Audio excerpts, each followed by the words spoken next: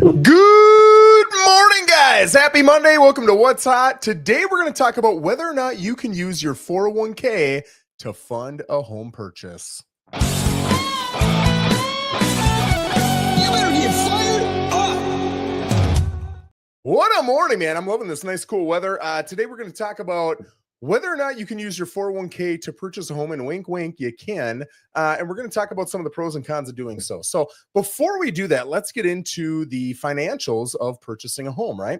There's two big out-of-pocket expenses when you're purchasing a home. And one of them kind of groups together a bunch of expenses, but one of them is your down payment. So when you're looking at a conventional loan, you can put as little as 3% down if you're a first-time home buyer, or as 5% down if you're not. You can put 10% down, 20%. You can put 50%, whatever you want. But the minimums are 3 to 5, depending upon whether or not you are a first-time home buyer. If it's VA, thank you to all our military veterans, you can put 0% down. And if it's FHA, you can put 3.5% down. So for the majority of people, it's going to be 3.5% is the minimum that you can put down on your home. Let's put a pin in that.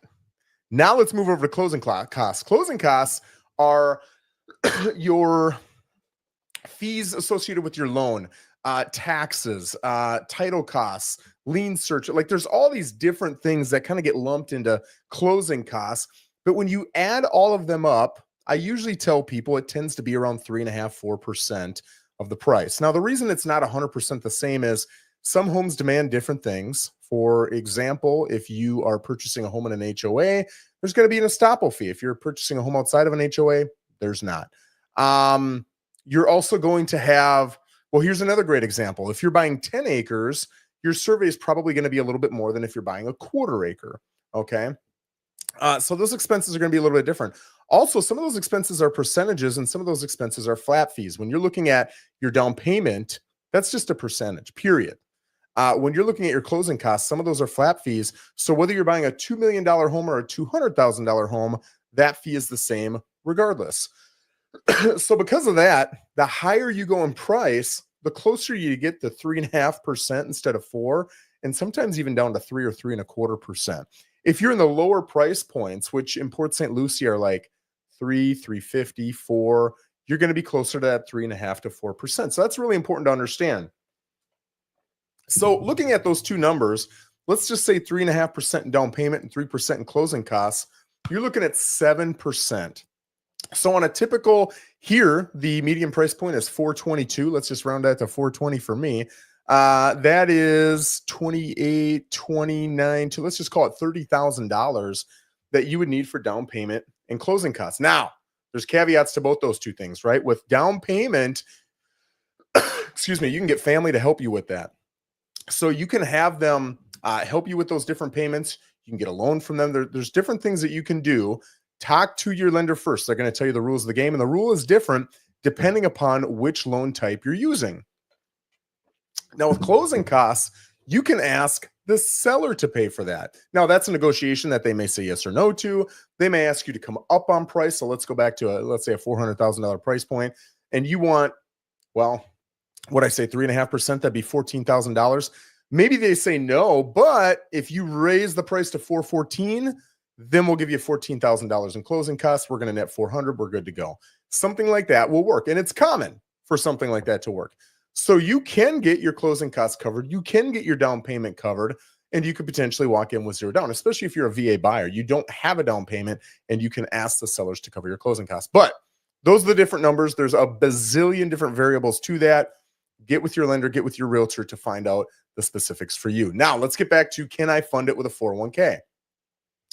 Yes, asterisk, okay? So the asterisk is, yes, you can, but you're going to have to pull that out. And if you're not 59.5, you're going to have a penalty, which I believe is 10%, and you're going to pay taxes on that, which is going to be considered income. So that's a pretty hefty penalty. I wouldn't say don't consider it. I would say consider what plan B looks like. And is it as rough as the penalty plus the taxes?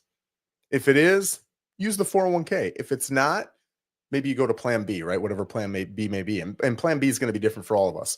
Whether that's, okay, I guess I'm just going to keep renting, or whether it's, hey, I need to come down in price point so I can actually afford it with cash, or hey, I'm going to save up for a year and get those funds in an account, whatever it is, just plan for it.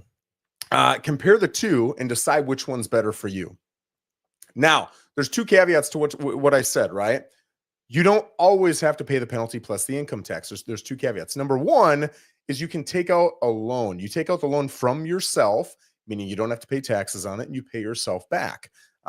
So there are different instances that you can utilize that. You'd have to call your institution, right? Whether it's Schwab or Morgan Stanley or Bank of America, whoever it is, talk with them about this is what I'm looking to do. Is that something I can pull these funds out with? They'll help you through all the paperwork, tell you if it's a yay or a nay, and then they'll help you move forward, assuming that's what you decide to do, right? So that's the first caveat. The second caveat is if it's a Roth product.